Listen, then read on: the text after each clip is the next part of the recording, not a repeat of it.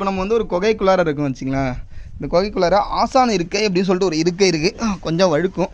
அம்மா, இதுதான் அந்த ஆசான் இருக்கை. இங்கே வந்து சமணத்துறவிகள் 8000 பேர் வாழ்ந்ததாக வந்து ஒரு தகவல் இருக்குது. இந்த ஊரை வந்து 8000 அப்படின்னு சொல்லுவாங்க. இதில் வந்து அவங்க வந்து ஒரு பள்ளி போல், சமணப்பள்ளி போல் இந்த இடம் செயல்பட்டுருக்கு.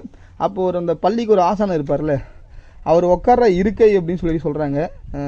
இந்த இருக்கை எப்படி இருக்குது அப்படின்றத நம்ம போய் கிட்ட போய் பார்க்கலாம். இந்த இடம் கொஞ்சம் வழுக்கும், பார்த்து தான் வரணும். எம்மா, அப்பா அப்பா அப்பாடா, இதுதான் அந்த ஆசான் இருக்கை. இந்த இருக்கையிலேருந்து உட்காந்து பார்க்கும்போது எப்படி இருக்குது விஷுவல் அப்படின்னு சொல்லி நான் காட்டுறேன். பாருங்களா விஷுவல் எப்படி இருக்குன்னு சொல்லிட்டு. சூப்பராக இல்லை? இந்த இடமே பார்த்தீங்கன்னா கொஞ்சம் ஜில்லுன்னு இருக்கும். பாறை கடியில் நம்ம உட்காந்துருக்கோம் அப்படின்றதால ஜில்லுன்னு இருக்கும்.